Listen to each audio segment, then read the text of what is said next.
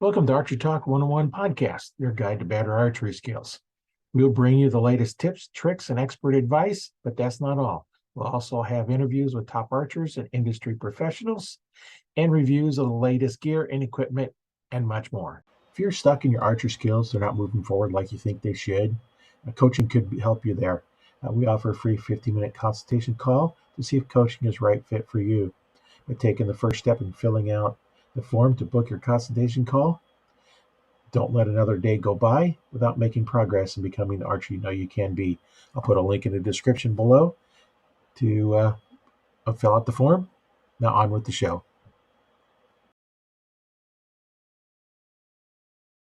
Hi, today we're going to be talking with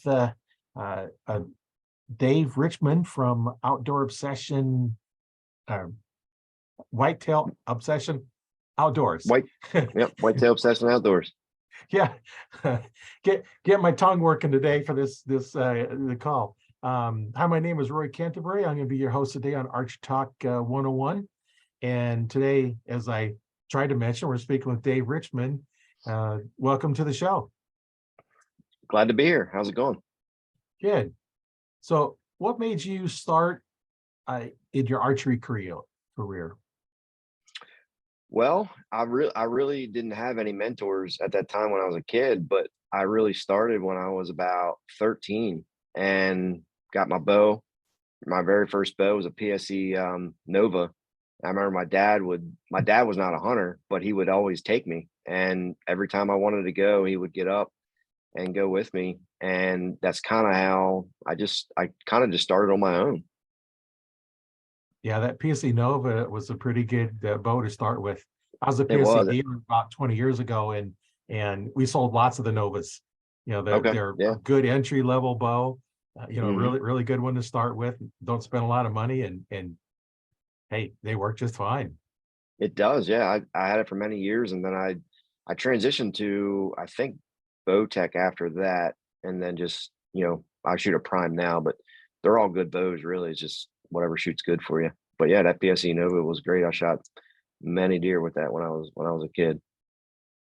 Yeah, I used to sell a lot of those in both right and left-handed, and they had at that time they had a couple different sizes, and I stocked all of them. And nice thing is I also stocked them in left-handed so that the left-handers could come in and they could actually try the bow.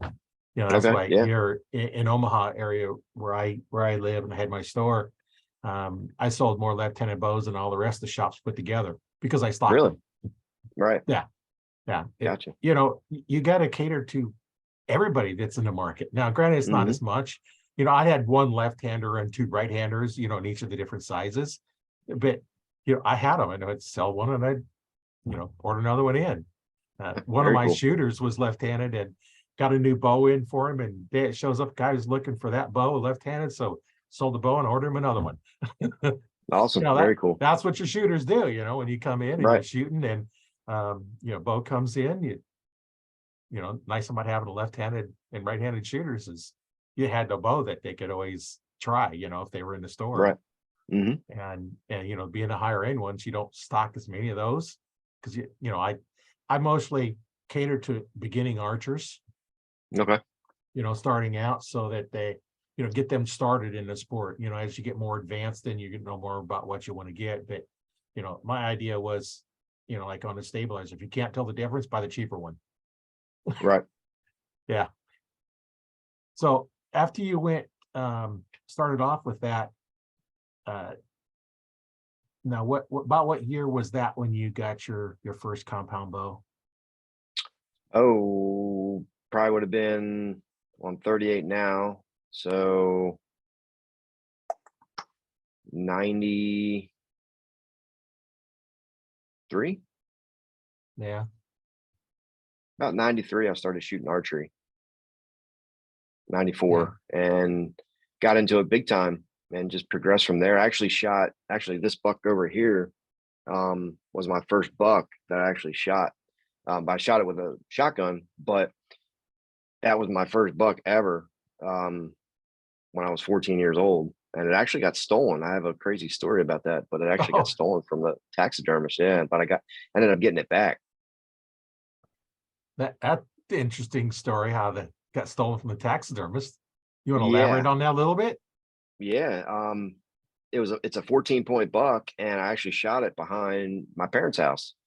And 2 weeks before Christmas, they called and said that somebody broke into the taxidermy shop and stole the antlers.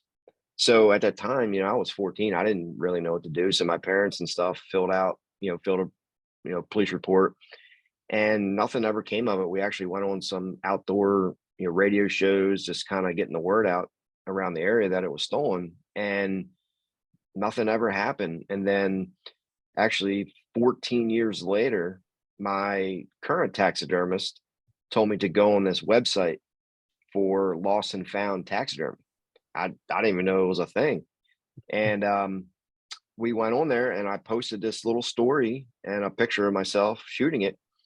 And within like 2 days, it's funny, a 14-year-old kid sends me a message and says that it was hanging on the wall inside of a gun shop. And I'm like, yeah, whatever. So I said, when you go in there next time, tell your dad or something to take a picture of it for me. And sure enough, the next day he sent me a picture, and it was my buck hanging on the wall. Oh, So crazy, but we ended up calling the police, and luckily the officer was a deer hunter, so he kind of understood, the situation. So he actually met me there. He goes inside, comes out, and says, "Yeah, let's go get your deer." So we went in. He basically told the owner, "We can do this the easy way or the hard way." And the owner said, "Here you go. Here's your deer." And the hide and everything on it was really messed up. So I ended up taking it to my new taxidermist now, and ended up buying a hide, and he ended up remounting it. And then back then, this was 14 years ago, I guess, when I got it back. But back then there was no record book, actual book for Maryland. So, but they did have a trophy deer contest. So I ended up entering it in the trophy deer contest, and it came in first place. Well, funny story, recently, about a month ago, right before Christmas, I found out that Maryland does have a trophy book now, and they actually contacted me, and because they heard about this story. And luckily I had it officially scored. The scorer is now retired, but I still had all the paperwork from it and everything. So I right. sent it to them, and now it's officially, I think, number 4 in the Maryland State Record Book. Oh, that's cool. So crazy turn of events, but it's safely on my wall. Yeah, that's good. Yeah, I know sometimes it's kind of weird how you do that. I know one of my staff shooters had his bow stolen from his house, Real okay. Hmm. and it was a PSE, and it had what they call the good vibrations. It was a target bow. It had silver. It had I think blue, green, red, a whole bunch of different colors, and it Hmm. just a rainbow of colors. And it got stolen. And see, he wouldn't shoot the stock strings. I always had to make, I made strings. I still Okay. do, but I had to make him a string. So what I did is I took a red and green because it kind of matched. Hmm. And see, I normally you twist them. Well, I braided the strings. So I kind of counter twisted them so that it wasn't really braid, but it kind of just, so it formed little V's in the string, Okay. and red and green. Well, one of the guys was in one of the local shops, and the bow was in for something or other. And one of the guys says, "That looks like it's Randy's bow." Hmm. So the owner, she calls me up, and they want to know some information about it, wanted the serial number. And I says, "Well, I'll tell you what, there's a spot on the grip that's worn because his hand kind of wore a spot in there. And it's a red and green string that forms V's as it's in there. Yeah, that's his bow, guaranteed. I Hmm. described it, didn't see it. So I got a hold of him, want to know where, the serial number, go to PC, and then we could get back there. And long story short, he got his bow back. It's just Crazy. Yeah. one of those things, when you have something unique about your bow, if there wasn't that many of them sold in the area, because it's a target bow, and you're not, Hmm. most of us buy hunting bows and use it for target, because, like I'm mostly, going to hunt. So I shoot spots to develop my skill, and I shoot 3Ds to help my yardage judging and, shot placement, all to hunt. That's how I look at it.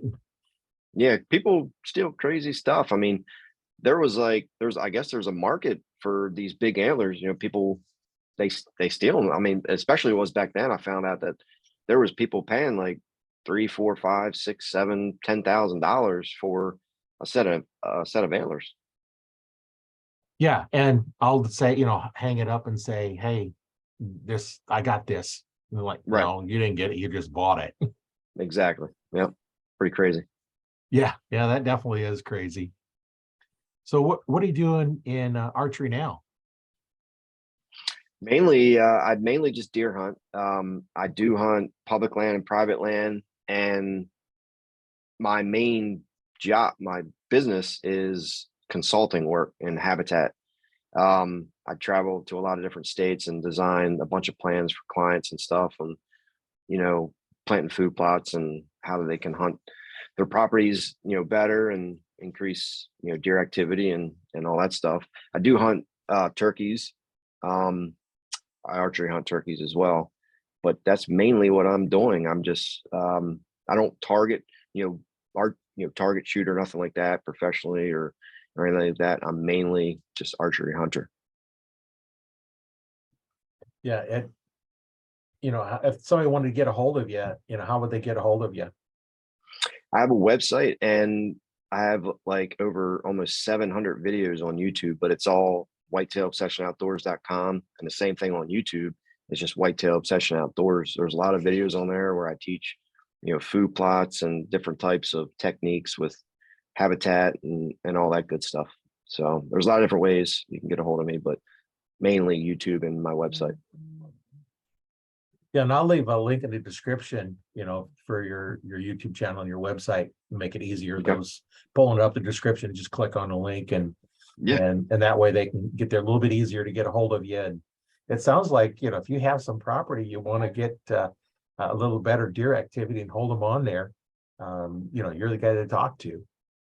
Yeah, I can definitely help them out. I'm mainly on the East Coast, but I do travel to different parts of Kentucky and Ohio, Indiana, but it's mainly Maryland, Virginia, New Jersey, parts of Ohio, uh, big time in Pennsylvania is kind of where my thing is kind of transitioned to is big time in Pennsylvania. Obviously, there's a lot of hunters and fairly Right. large states, so um, that's where a lot of my work is in Pennsylvania. I know there's some areas like the one area I hunt in, it's just a couple of fields and there's a little fence row that kind of surrounds it. And with the trail cameras up, nice by trail cameras, you can see when they're coming through. You had to Hmm. come through middle of night or right before shooting time. Yep. They're not there, and how do you get them to come through during the day? And and that's something that you would probably be able to give some advice. Is okay, what can I do to get them there during the day?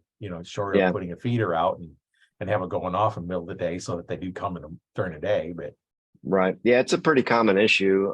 A lot of people have nighttime activity, especially with bigger bucks, but it's mainly because one, they either don't have cover close by to where they're actually bedding close, and then two, you just don't have the food. So if you create the food plots and you have the food, then most time a deer will actually find a place to bed, whether you have cover or not. They will find somewhere close by, whether it's on your property or not, but they will make their way to that food. I'm big on food and having the best as possible, whether it's actually, a food plot that we make, or if it's just a natural browse type setup where you have a lot of, forbs and grasses and woody browse for the wintertime. But if you have that food, usually the deer will find a place, to bed close by to get to your property before dark. yeah, because I know around the property that I have there's a lot of forested areas, but they're, you know, next farm over and, Hmm. not really there. And it's kind of a travel point and, not a lot of cover. There's alfalfa field and then corn this year. Okay. Next Hmm. year it might be beans. So, once the corn's gone, there's really no food there for them. So I can Right. see why they come through. So we just got to figure out, how to, get them to come there when it makes it worthwhile to go. Cause yeah, if they're coming How many through at night acre? all the time, Yeah. um, it's it's two lots, so I'm probably saying maybe about 300 acres, maybe. Okay. Not a big section. Maybe even not quite that much even, not a big area, but I got permission out there. And then the other area that we're hunting, it's private land, and there's big field, and then there's a creek running through, and then on the property that we can't hunt is where all the trees are at. Gotcha. And then this year the farmer next to us over there, he was constantly doing a bunch of construction during the day. So yeah, it kind of throws them out. They're not going to come in while you're moving trees and dirt and building, and they kind of avoid everything. Yeah, it's a lot to it. I mean, with different travel areas and bedding close by, and different if they're pressured, if you have a lot of hunting pressure in the area, they'll just constantly push them out. But there's a lot of things you can do. It just really depends how the property's laid out. Some properties are just better than others. No matter what you do to it, you just can't really help it. But there's always stuff you can do, but some properties are just better than others. Yeah, that's always something you have to look at too, and looking for property is, what's the chance of holding them, and what can we do to keep them there? And then the farmer, they're out there, they're going to use much of their land for crops, because that's how they're making their money. And exactly. We're out there to eliminate some of the predators on their food crops, because deer eat, I forget how many pounds of food the deer will eat in a year, but it's quite large. Oh yeah. Well, you figure 6 to 8 pounds of food per day times 365. Yeah, that's a chunk of food. So yeah, a lot of food per deer. Yeah, and I can see how a herd of deer can pretty much decimate a small cornfield. Easily. Yeah. Bears too. Bears will wreck a cornfield. Oh yeah. Yeah, well, I see a lot of here in Nebraska we don't have bears, so don't have to worry about that here.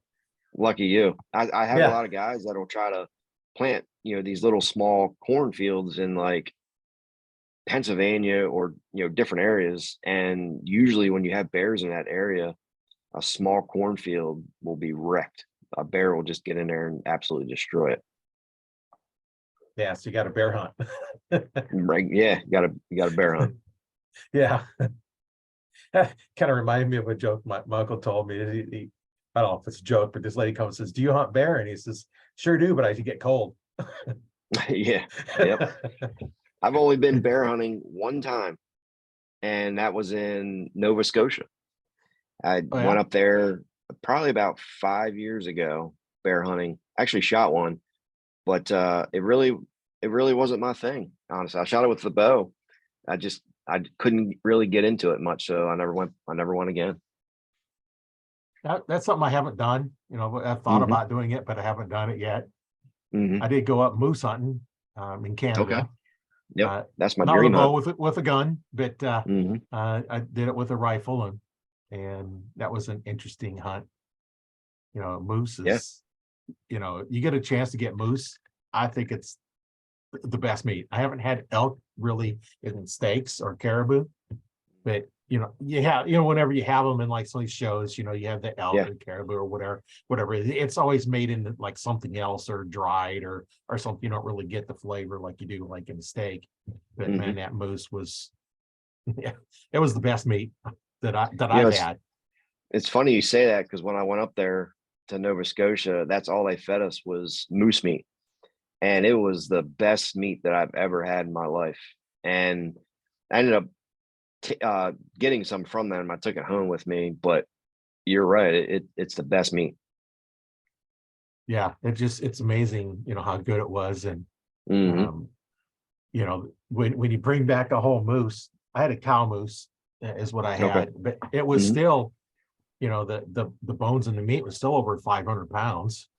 Right. Yeah. Yeah. And I didn't debone it when I was up there, but I did cut it up. And I brought back the head and hide, and that was over 130 pounds just for the head and hide.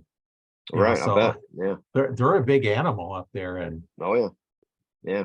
I did see some up there. One of the guides I was with, actually, were driving down the road, and he wasn't really paying attention at nighttime, and there was a huge one standing in the middle of the road. Yeah, you So, but yeah, don't want to hit them. no, they would have destroyed us. Yeah. Yeah. Well, when you think about it, where is their body? Their body's above the height of your car or truck, and they're going to Hmm. come right on top of it. So, that's Exactly. always something Come you right have to, to yep, look at. come right And there, I know windshield. what the guy from launch does up there. He says, yeah, that never, just about every year they'll have a moose stand there and try and take on a train because the Oh, train's really? going through its territory. They're real Hmm. territorial, and they'll stand there and try and take on the train. Okay. Obviously they lose that battle. It Yeah. um, so it's kind of be have to worry about that during the rutting season. Hmm. They'll turn on you. Oh yeah, that's my dream hunt. I plan on doing it with my bow at some point. I'm not 100% sure where I want to go yet, but that's definitely my dream hunt. Shoot one with the bow. Yeah, there's a lot of places up there. I went to Ontario. That's where Okay. I went to the lodge I went to up in Ear Falls. Hmm. But that was an interesting hunt. I going out there and I'm seeing these people come there, and then finally got us snow, and we're going to go down this road, and we look at down this hill, and I look at the guy's tires, and I said, you ain't going down there because you ain't getting down or getting back up because his tires are Right. almost bald. So we turn Hmm. around, come back, and on the way back out, I seen these couple of guys that they said there's a cow over there. They didn't have a tag for a cow in that area. Like there's Okay. something different. So I Hmm. look over there, and it's down the hill and up the hill, and we kind of line up to shoot for them, and not knowing how far it really was, it looks like it was 250, 300 yards. But on a moose, you've got a huge trash can lid size target to shoot at. Hmm. So it's Yep. a long ways away. And I just got a 4-power scope on my rifle. And so I come up there and I shoot, and it just kind of moves a little bit. I was like, I must be shooting low. Now, I'm a Hmm. bow hunter. I shoot 20 to 40 yards, not Yep. 200. You know, Exactly. I can shoot, I was on a rifle team in high school. So, shooting's not any big deal. So I said, I must have been low. So I raised up even higher. So now I'm right about at the spine. I shoot, it kind of jumps, still missed. It's like, I Hmm. must be shooting really low. And so I raised up about head height. I shot, it fell over dead. Jeez. It didn't even take a step. So we get up there, I find one little bitty drop of blood, and I get it field dressed. Ain't found the hole yet. I get it back, finally get enough. I finally found the hole right at the base of the skull. Mm. I was shooting Interesting. left. Yeah. And then I'm think back is when I was sighting in at 100 yards, I was just slightly left Hmm. when I sighted in, not thinking about that longer range effect.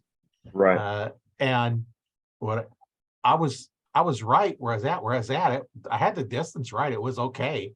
It's just a Hmm. matter of my off Right and by left. a Yep. half inch at 100 yards. By the time I get to 3 is off by several feet. Hmm. And the same thing comes in archery. Yeah. I've done the same thing.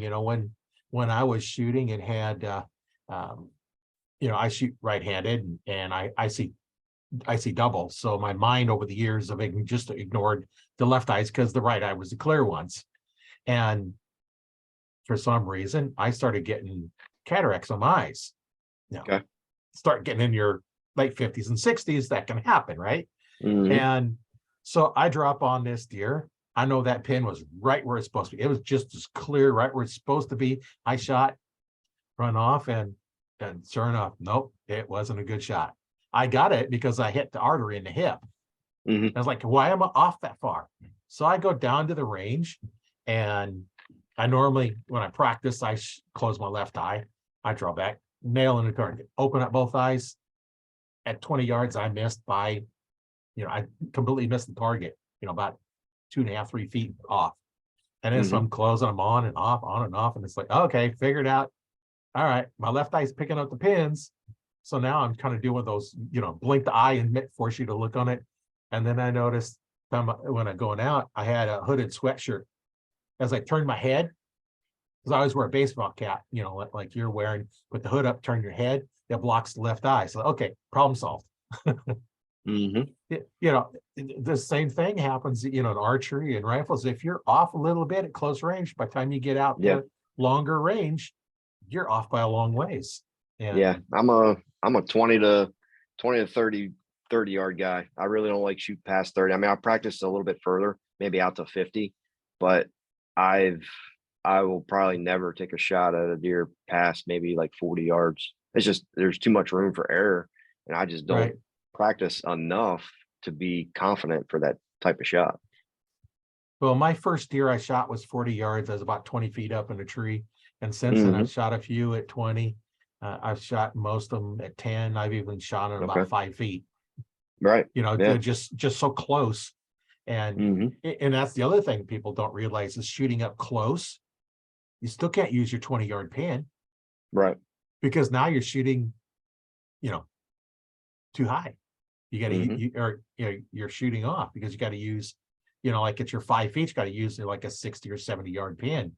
People don't understand is your eye and your sight is here, but your arrow's down lower because you Yeah. got your eyesight. Your arrows normally line up really close to your mouth, so that's the distance it's off to start with, and it has to kind of join. And Exactly. Yeah. whether you're shooting a bow or a rifle, you still have to compensate for all those different distances. You know, Yeah. Well, uh, most hunters that are hunting elevated, the majority of time when they miss, they shoot high. right. With the And, deer ducking and all that stuff. But you always got to aim a little bit lower than you think. well, and then too, if you know what a 3-4-5 triangle is, that's a right angle. So if you're over 3, up 4, the long side is 5. Hmm. So, I was on a tree stand on the top of a hill or on a ladder stand. So now I'm about 15 feet up and then the hill is way down below. So I'm Hmm. looking at this trail and that trail looks like it's 40 yards away all day long. Hmm. But Yep. I don't measure to the trail. Because just this last year I finally got a rangefinder, but I've hunted for many years with just judging yardage. So I'll take a tree that's on the trail, come up, look straight across. Oh, that's a 20-yard, that tree's 20 yards away. Deer Hmm. comes walking by, and I know it's a 20-yard shot. I put my 20-yard pin on it, even though the deer looks really small, and got it because I knew that distance was there. And whether you're doing with bows or rifles at all, you have to worry about that angle. And Have you ever used this? Was I mean this they came out with it when I was probably right around 14, but it was the pendulum sight yep, where the sight actually would pivot. yep, I've had one. Yeah. Okay. That thing, I had one. That thing was awesome. Yeah, that those are nice for those new archers that don't know what we're talking about. You set it in at the level at 20 yards, and then Hmm. you go from an elevated position, and then you set it so that you're hitting on it at your 20 yards. You just, it's a balance, like a balance beam. So then Hmm. at 20 yards, you've got elevated, and now then as you move up and down, it compensates for that distance. Yeah. It doesn't compensate for if you're on the flat for 20 yards, 30 yards, 40 yards, Right. that you're going to have to do, something different. But Hmm. it does help when you're shooting out of a tree stand. Oh You yeah. know, you It definitely you just helped. you just take where you expect to come out, set a target out there, climb up in your tree stand, and set the pendulum so it works, and it goes from there. Hmm. I guess I they probably don't make them anymore. I haven't seen them. Yeah, probably not. There's so many other things that's a little easier Yeah. to do that. Yeah. But um, I started off, the first sights I had was just a plate with slots in it, and then Yeah. each pin you had one nut that you'd use for locking it in Hmm. place. The other one you turn the pin in and out, so you could Yep. adjust each pin at an angle. So if you actually canted your bow, you'd be okay. But Hmm. you know now they don't. But that's just a little Well, difference they're in a the little sights. And little more advanced now. yeah, the sights nowadays are so much nicer than what they had when I started, because I started shooting before compounds existed. Okay. I started shooting in the 60s. The first Gotcha. compound come out in the 70s. Hmm. And one of the first compounds I shot was a bear whitetail too. Okay. And those shot those for quite a bit. And then I finally got mine, my bow. And then I progressed to different ones. And back in 2001, I become a PSE dealer. So I pretty much shoot Awesome. PSE now, and Yeah. I still do, even though I'm not a dealer anymore. I still have my 2001 Carrera that I hunt with, and then a Hmm. 2000. 3, I think it is, Scorpion Mhm. that I shoot with. I And Yep. I had a few, well, 8 years ago, maybe, possibly. I did buy a PSE. It was a PSE full throttle, yeah, and that bow I could not shoot. It wasn't very forgiving, and I just couldn't shoot it. I ended up having to sell it, but I did have some other PSEs that were great. It was just that bow. Obviously, it was full throttle because it was the fastest bow I've ever shot, but I just couldn't shoot it. It very little room for error. right. So the fast ones, what they do is the cam is so radical. As soon as it starts, the cam Hmm. takes over. So if you're Yep. at full draw and you collapse your form any, the bow wants to take off on you, and you Hmm. really got to lock into the form. Some Yeah. people like them, some don't. I know one of the Yeah. bows that PSC come out with that was either you loved it or hate it was the Baby G. I never heard of that one. Yeah, that one was one that they come out and then they stopped it, but then you could still get it, I think, through one of the box stores or something. It was, and Hmm. they give it a different name, but it was the exact same bow. They kept Hmm. making it because of that, so you could get parts for them. But it was one of those that, either you liked shooting it or you didn't. It Right. wasn't kind of no Right. in between. And I know going through fitting different bows, there was one bow I really wanted to shoot. Um, After PSC bought Browning Archery, they had one that had counter rotating cams, Hmm. which was kind of a cool design. And I wanted to shoot that one. And it's like, being a dealer, I'm gonna shoot it. I just could not get it to fit me. No matter what I Yep. did, I couldn't get it to fit me. And I was like, okay, I give up. I'm not Yeah. gonna, try and force it and shoot something that I don't like.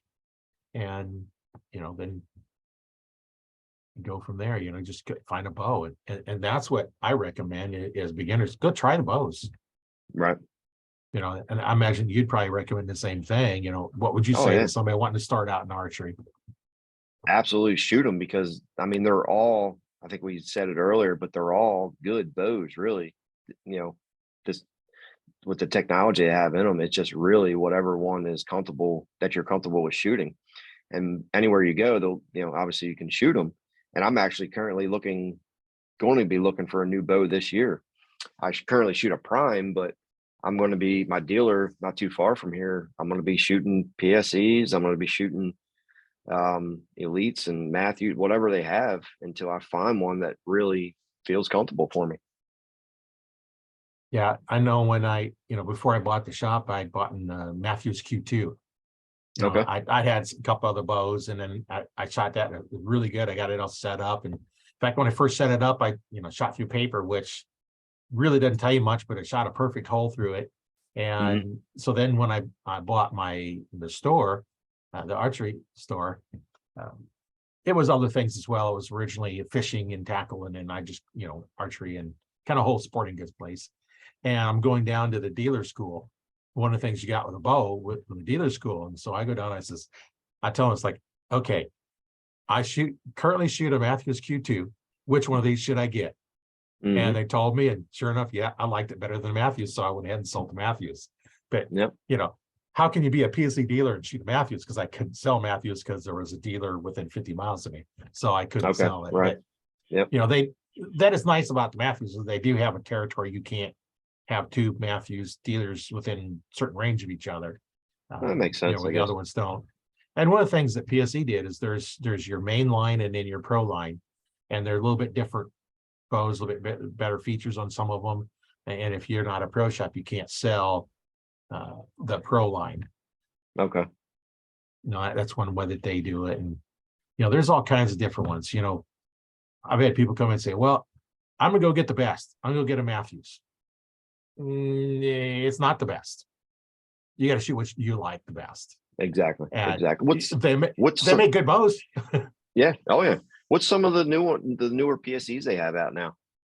I haven't looked at some of the new ones. They come out with so much stuff, and I'm not in the market to buy one, so I try not to Hmm. look at them. Like I tell them, it's like, if you're not ready to buy, don't shoot it. Right. Yep. And I because like I'm still using the thing. I'm not ready to buy another bow. I still have my two PSEs, and actually have a bear as well. When I was Okay. working at Cabela's, they get to return stuff and there's always something wrong, a string or something, and they come back in, and I was able to buy a, $1,000 a bear bow for, I forget, it was 200, 300, 100. I forget what I paid for it now, but I was able to get, pennies on the dollar for it. But I had to, and they did a new string. And when you're looking at buying a new string, if you had to buy them, you're looking at, well, back when I was making them $100 for a set of strings. Now they're, I don't know what they are. I haven't priced them recently because I want a string. I just make a new one. Right. Now, do you sell the strings? I do some. I don't make them and send them out.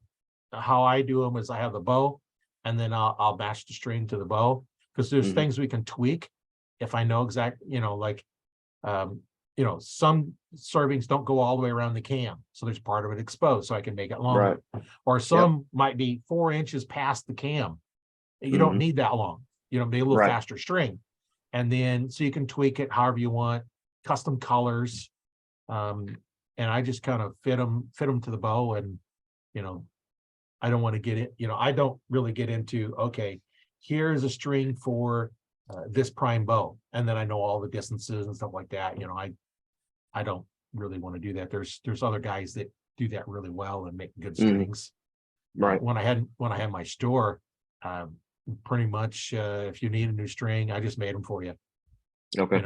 I could take, in fact, I did this one. That one guy calls me up about ready to close and says, "Hey, do you have a string, or can you make me a string for my bow?" And I said, "Well, I don't have any. I'm closing it a little bit." And he says, "Well, I have a tournament tomorrow. I need a new string now." I said, "Well, come on in." So, some of your cams, you can't put as many strands on. There's always a range on your strands. Like that might be 12 to 14 strands or 12 to 16 strands, whatever the material is, and you can vary them. Well, on his, it needed a little skinnier track. So I started making one. I got the end done, tried it, not too wide. So I threw that away, because you're not going to undo them and take them out. It's just quicker to just make a new one. String material is too cheap to waste your time. So I made another one and got his string all going, and it was less than an hour when he walked out. Okay. I was getting ready to ask you how long it typically takes. Yeah, it don't take a long time, to make a regular string. If you're making cables as well, depends on if you have, two Y cables, or a Y cable, a control cable, and a string. It just depends on what you do, whether you, what you have to make. But, you're looking at, probably an hour and a half if I'm not trying to do a video of me making the strings.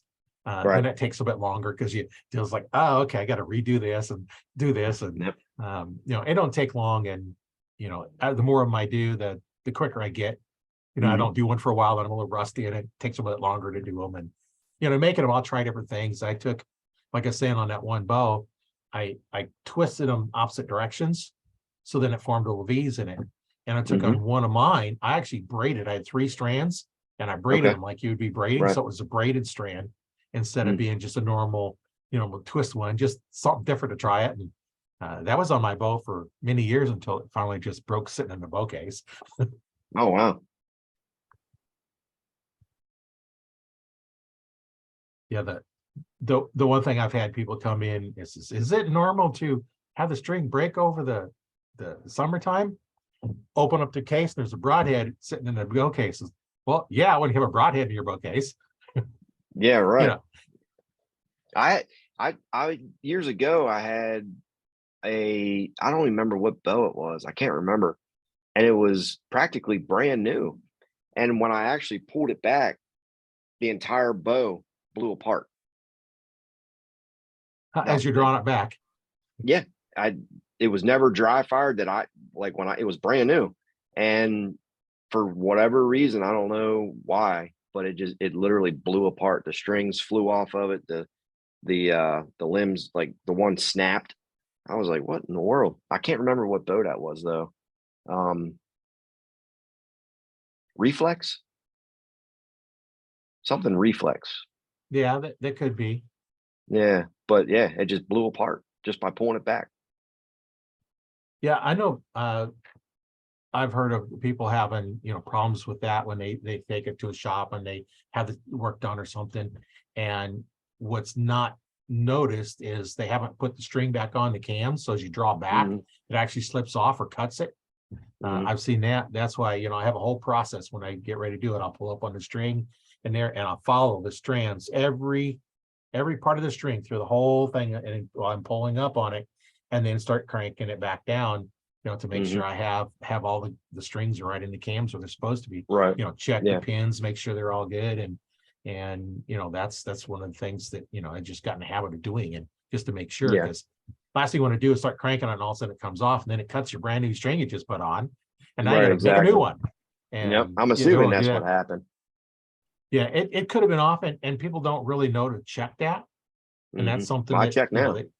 yeah, they always check now. And talking about bows blowing up, I had one that I was getting ready for hunting season. I'm trying to get it all set up, and I'm shooting, and then next thing I know, it's off. So I'm readjusting, and I'm shooting again, and it's off.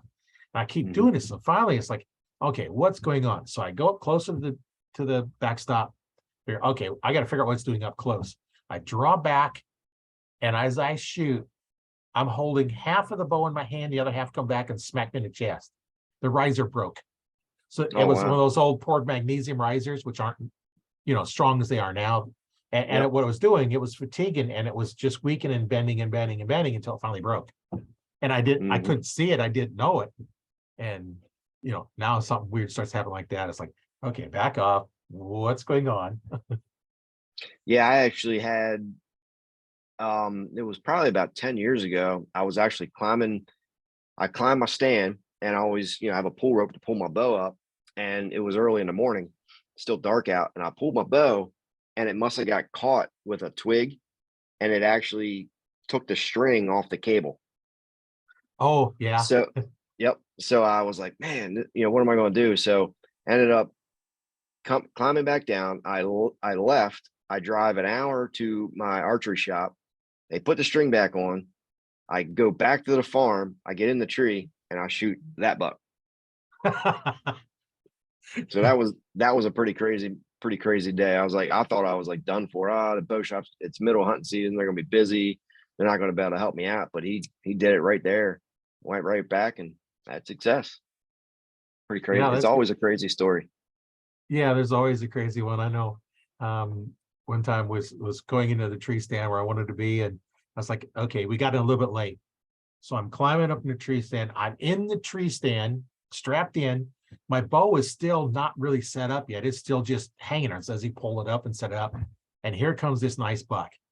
I'm like, Hmm. okay, now I got to get the bow in my hand, get an Yep. arrow nock, get ready to go. And I finally get there, and then it steps out, and I shoot, get it. It wasn't until later when I sit in the back of the truck when I went back to the store, I realized how big it was. Laying in the Hmm. back of the store, sitting down, a little bit lower than where the bed was, I could see Right. the rack. Oh wow. It's like, oh, this, because I never noticed. I didn't have time to even look at the rack. I just focused on where I wanted to go and Hmm. shot it. Yeah, I had a similar story. I was hunting the rut, and I was off for like an entire week, and I was hunting, wasn't seeing much activity. And it was the last day that I was able to hunt. It was like 70 some degrees out. It was hot. I was sweating. I said, all right, I'm going to go. So I ended up getting in my stand in the afternoon, and I climbed up my tree. As I'm pulling the bow up, I hear something. I look up, and here comes this buck chasing this doe. So I hurry up. I pull my bow up real fast, and I had my release on my hand. I pulled it up real quick, and I still had the string attached to the cable, Oh, and I didn't care at that point.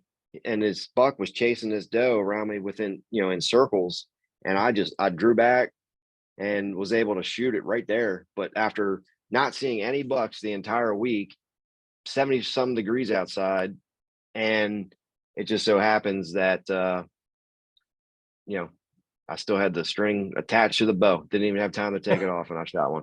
You never know yeah. what's going to happen when you go in the No, you woods. you don't.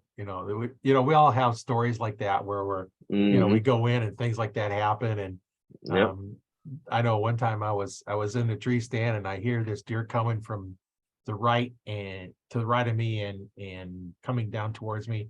And then so I turn in my stand, get ready. And as I draw a full draw, waiting for the deer to come out, I hear one coming from the other direction, down the opposite direction that this deer is coming from. And so that one steps out, I shoot that one, see which way that one runs off, so I know which direction it went, turn around, knock an arrow, draw back, and shoot the other one. The only problem with that is now I got 2 deer to track and 2 deer to field dress and 2 to haul out. Yes, that's the worst part, is hauling it out. Yeah, it can be, and it's nice now is you got those carts that you can have. I have one that is like a backpack size that you can just throw on your back and go. And some of the other ones are just so huge that it's just it's a major task. We just go out and bring it back in. And I've seen some where the hang-on stand is actually a ladder, a cart, so it has wheels on it, so you can pull it in and then use it as a cart to take them back out. There's all kinds of stuff like that. Yeah, I actually just bought a new cart this year, and I regret it because I was like, oh, I'm just going to buy the biggest one they have. I bought the biggest one, and it's just it's more of a nuisance than anything. I'd rather just drag it. Yeah, well, we have a couple guys dragging them out. You grab them, each one grabs an antler, or if it's a doe, then you just stick a rope around it and pull the rope, and it's quicker than throwing it on a cart. The only thing you run into is big logs, going over some of the logs, a little bit more work. And you do tear up the hide a little bit as you're pulling it out, but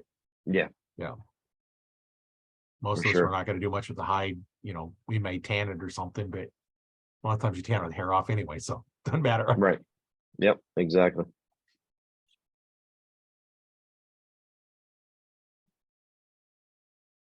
Well, what would you say to a new archer that's looking to get into it? What would you suggest they do? I would suggest, like we talked about, getting that bow and just shooting one until you can find one that you're comfortable with shooting, and then just every day a little bit, shoot a couple arrows. For me personally, like the more that I shoot, the worse that I feel I get. I'm weird like that. The less I shoot, the better I am. So like usually, during good weather or something, I'll shoot maybe 3, 4, 5, 6, 7 arrows or something at a time instead of shooting a couple dozen. You tire yourself out, and then you end up developing like bad form or something. So for me, I have rough shoulders, so I'll only shoot a few times, and that keeps me good enough to where I have a good form without tiring out. So that would be the best tip, is try not to overdo yourself to where you're holding it and you're actually start, shaking. If you get to that point, then you have to lower your poundage a little bit until you can develop that strength to shoot more weight. But have a bow that's properly set up to go to a good archery shop, because a lot of times I see people are either shooting too short of a draw length or they're shooting too long of a draw length, and you just develop bad habits over time. And sometimes they're hard to break. Yeah, they are, and that's why a good coach is definitely an advantage for you, to not have to worry about it's like let them tell you what to do, and we're out hunting, which is the most important arrow, the first one you shoot, because you don't normally get a second one. So you can go out and shoot and you get bad habits, and then you're better off to shoot 2 ends of perfect shots than shooting 100 ends of improper shots. And shoot elevated too. Hang a tree stand. If you got a backyard, you get a tree in there, have a little target out there, and shoot from an elevated position, because it's a heck of a lot different than shooting on flat ground. Well, and one of the things that a lot of people will do is they'll have their arm out, and then to shoot down, they just drop their arm. Yes, bend at the hip. And you can't. You got to bend at the hip and bend over. That's your form is this way, because if you start dropping the arm, the peat moves away, draw length changes, and then your whole force is differently, because now you're just in a weird position. It's not normal. And same thing goes back or forward, just twist at the hips. What you're doing. The hard part is when you're shooting uphill, or downhill, and it's too far to bend at the waist. Now you got to start bending knees, and Those are challenging shots, but those can be kind of fun to do. Yeah, they are. And like you said, people will just move their arms and try to shoot and not at the hips. And that's a great point. Right. And I've been an archery coach since '95, so I've taught Okay. hundreds of people how to shoot, and Hmm. and I put together a online coaching program where we get together. I got some videos for you to watch, and then you can upload videos and we'll critique them and then get on the live call. Then we can look at, okay, what are we doing here? We can make corrections in there because Hmm. I can see what you're doing. And the recorded ones, it's better when I started, because there it was pretty much, you had a VCR that you recorded you shooting. That was pretty Hmm. much about it. You didn't have cell phones that could take pictures, Right. and the big movie cameras. Yeah, you weren't going to spend that kind of money to video them. So when I first started teaching, you had to just watch them shoot and try and pick up on all the fine things. Hmm. Now, with the way things are, I can just play it back. I can stop it. It's like, oh, okay, that's what you're doing wrong, and then fix them. And so I have a free 50-minute consultation call that I offer to those interested in looking at coaching, see if it's for them. And I have a little form to fill out, and I'll leave a link in the description for that as well. For people that they want to think about coaching, get on call with me. We'll spend 15 minutes and see, hey, is it something I can help you with? It might not. Won't know until we get on the call. So that's one Right. thing that I offer to any archers, as well as in the Archer Talk 101 Facebook group. I allow them to upload videos, raw videos of them shooting, and Hmm. somebody can critique it. We have archers in that group all over the world, Hmm. and from some countries I've never heard of. I have to uh, Google the location, go up Right. on maps and say, okay, where is this country? I've never heard of it. And you know, all over the country, as well as we have archers in there that have been shooting for 70 plus years, as well as those that shooting for maybe uh, 70 days. Now, is this the The whole archery range. talk? Is this a website too, or is this just the Facebook? Uh, yeah, I have the Facebook group, Archer Talk 101 Facebook group. I also Okay. have archertalk101.com, Okay. and then Archer Talk 101 podcast, all the All right. same theme, just all focused around, archery and helping new archers out. And, I enjoy helping them out, a new archer, and even, experienced archers. I've had some that have, you know, shooting at the top of the games, and, Hmm. into your semi-pros. And, Yeah. it's like, hey, take a look at what am I doing? What am I doing wrong? And it's like, well, let's see. Okay, I'm getting really, really picky. Here's one thing you might want to change. Hmm. Well, we And can all learn something. oh yeah, even the top archers. And I was just watching the bear bow from Hmm. Lancaster Archery, the shooting last night, instead of going to sleep. But I was watching it. It's amazing the different forms that they're using, and the techniques from just kind of flinging your fingers open to Right. I never watch anybody kind of pull around their face. Hmm. There's a couple archers that I watch. Jake Kaminsky, and I Hmm. watch his YouTube channels. He's got some really good advice on shooting a bear bow and Olympic style archery. Um, I mostly teach compound. Hmm. I do teach traditional um, fingers, but my main focus is on compounds. Yeah. And Lancaster Archery is only hour for me. I've been there. I go there all the time. uh, drawing a blank where they're at. They're up in It's PA. Virginia. Yeah, PA. PA. Yeah. Yeah. I forgot. I know it's one of those two states up there. I couldn't remember. Yeah, so Yeah. that's It's nice and cozy Pennsylvania. up there. Yeah, Yeah. I actually bought my PSC full throttle from there. yeah. They're really good in that. I know around here we have Saunders Archery. Okay. Um, Actually, Saunders Archery is in Nebraska, Hmm. not too far away from me. And if you remember those great big round 4-foot mats that you sell, Saunders Yes. used to, I don't know if they still are not, but those great big round mats, they're Hmm. made from grass grown in Nebraska. Oh, really? Yeah. And then Very I cool. know just just a few miles from me here, they got a plant where they make the points. Okay. And I got some of my friends of mine that Tom Saunders is their coach. Yeah, he's been around for a while. Very nice. When you have Tom Saunders as a coach, there's not a whole lot I can help you with. Right. Exactly. Well, and that's one of the things I do. If you have a coach and you're having problems, I can still coach you, but Mhm. I'm going to coach a little differently than if you're new and I'm teaching you from new. Because one of the things to do when you're coaching somebody that has a coach is I'm going to ask a lot of questions. What is your coach telling you to do here?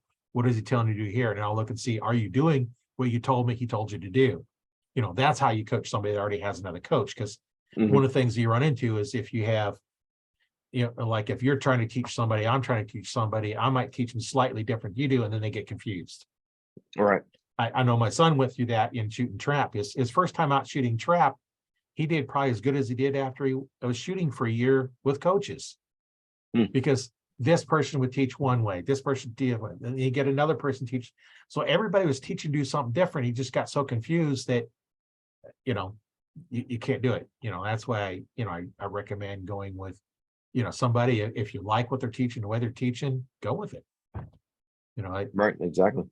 When I was putting together my coaching program, I had a guy I was messaged on Messenger, was talking about archery, and so I don't know how we got initially connected. And he said he don't have any coach anywhere close by that can help him. And so I said, I'm thinking about putting together an online coaching program. Here, I'll Mhm. coach you for free just to see how it's going to work. Mhm. And so I'm coaching him. He'd send videos, I critique and go back, and then going back and forth. And he was improving. And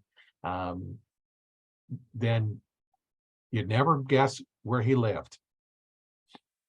Lived in Italy. Oh, really? Yeah. So my first online coaching student was in Italy. Yeah. Completely different area. Yeah. And then he joined my group, and he invited a lot of his friends there. And then the Mhm. second guy to kind of help out on the Zoom call to teach them. There was another guy in Canada that I was helping out with. And he started out with, maybe 6-8 inch groups. And then a few weeks later, he sent me a picture of 3 arrows touching. Oh, So, awesome. that's the kind of stuff that, a coach can help you out with. And Right. I know when I had my shop, I had a guy come in, buy a brand new bow, his first bow. He bought an upper end bow. He was a PhD and a PhD, so he, had the money. He could spend on whatever he wanted. And 2 weeks after he bought a bow, brand new archer, never shot archery before. 2 weeks later, comes in with a Robin Hood. Really? Awesome. So I know what I teach works. I've seen it many times, and Mhm. getting a Robin Hood is nice, Just but it prepared to wrecks your buy arrows. new arrows. Yeah. Right. And I've done that many times. In Oh, fact, I yeah. did it when I was working at Cabela's. I did it twice. Mhm. One was a customer's bow, put a drop weight on it. Only way you can test the drop weight is going to shoot it. So this is not even bow. It's not even set up for him. I draw back, shoot an arrow, try again, shoot again, stuck 2 arrows together. Guy was sitting Mm. there watching. It's like, never somebody do that. Well, guy come in and said, yeah, I Yep. was having trouble with it grouping. Ain't the bow, dude. Yeah. It's not the you bow. know, yeah, I just stuck 2 arrows together with your bow. So Mhm. it's got to be you. And the other time I did it was Cabela's got in some, I think their bow tech was making a special bow for them. We got it. We set it up. I set up for me. I shot two arrows, stuck 2 of them together. Another guy shot it, and so arrows was shooting just fine. Then they come and say, "Well, we're having a lot of trouble with it. Nobody can get them to set up right." Like, we just had 4 different people shoot this bow with 4 different draw lengths, and it worked just Mhm. fine. So we're Yeah. thinking, is it the bow or is it text?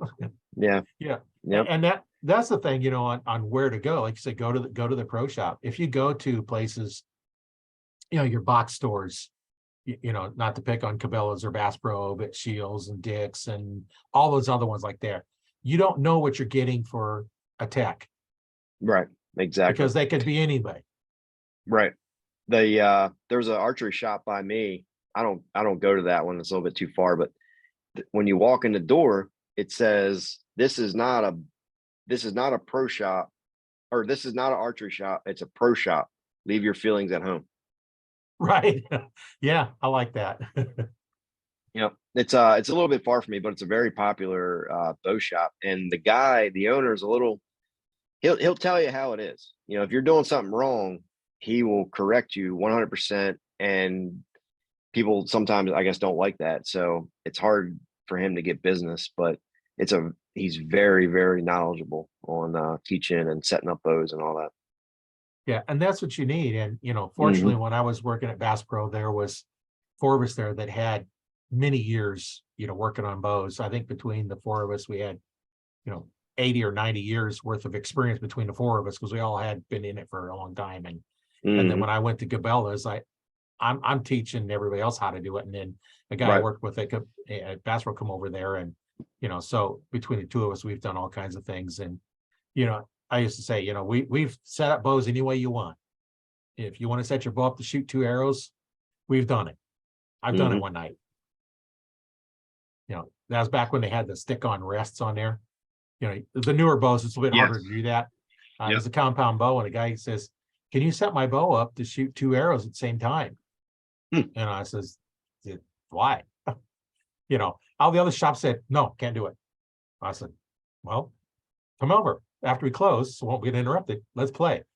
And we went through all kinds of different things of setting up, because using a release, how to Hmm. set the loop up, how to space them, how to, your knock alignment, all that. And what we determined was, you had to have the string on top of the top arrow and on the bottom of the bottom arrow. So as it pulled Hmm. back, it pulled them evenly. And we Okay. was able to get a spacing that varied no more than like about a 1/8 or 1/16 of an inch Hmm. spacing between arrows, Hmm. by tweaking it. And we probably spent an hour and a half after we closed. We closed at 8, so we're spending an hour and a half setting this up. But learn about a lot about how to transfer your force. And you'll see people put the loops underneath their knock or all kinds of different things. And the most efficient way is to have your knot above and below your knock, and Hmm. go from there. Now with some of the Interesting. really really short axle bows, you know you might have to tie a knot above and below it to force a little bit of gap, so you don't have quite so much pins on the back of the knock. Hmm. But you learn so much on there. And then between adding in what I learned in teaching archery and shooting archery and all that, as well as my many years of martial arts training, I kind of merged them together to you know so I understand and can transfer information. Most efficient way to transfer energy is straight through it. So Hmm. you want your force going straight from the knock to the tip. If it goes any other way, you're losing force and you're sending it off at a wrong angle. Right. And one way I'll show them sometimes is, okay, take a pencil and push straight on the eraser. Now turn your finger slightly and push, and what's that arrow do? Hmm. That's the point, go with. So you want to be, plumb and level and all that on there. And the new bows are all center shot design bows, all the compounds are. And believe it or not, that's a PSC patent. Okay. Oh, really? Yeah, they patented it amongst other things. Okay. But when they come up with their first one, that they patent that design, Hmm. but never enforced the patents. They allowed everybody else to shoot them. So when Matthews come out with a center shot design riser, that was PSC's patent on their Hmm. riser design. But Didn't know PSC, that. they didn't go out and say, okay, this is our design, you can't use it. They designed it, they patented it, and then they allowed other archery companies to, manufacturers to use that same design. And Okay. Pete Shepley owned lots and lots of different patents. Interesting. Didn't know that. That you learn something new every day from somebody. You do. Always do. That's Yeah, what it's about. yeah. Well, it's been great talking with you today, It has. and we'll have to do this again. I'm sure we'll cross paths sooner or later, meet in Yes, we will. person. Yeah. And yeah, so I'd like to thank you for being on the show. It's really been a lot of fun. Yeah. No problem. Thanks for having me on. You have any parting thoughts you want to let our listeners know about before you head out? Well, if you're looking into getting into bow hunting and archery and stuff, it's a great time to do it. It's fun. Surround yourself with good people and practice shooting. Practice from elevated shooting and ground shooting and get out there and hunt. It's fun. It's fun stuff. Yeah, shooting from different positions, like off your knees and stuff like that too. Just what were Everything. you going Yep, to do? Yeah. exactly. Put yourself in uncomfortable positions, and it's just going to make you better later on. Yeah. Well, once again, my name is Roy Canterbury. I've been the host on Archer Talk 101 with our guest, Dave Raymond or Richmond. Richmond. I can't read. It's all right. And we'll see everybody the next podcast. Right now it comes out once a week, but I'm thinking about going to twice a week. So just watch for the next one. Just get on and follow it and subscribe, and we'll see everybody next one. Sounds good. See you guys. All right, bye.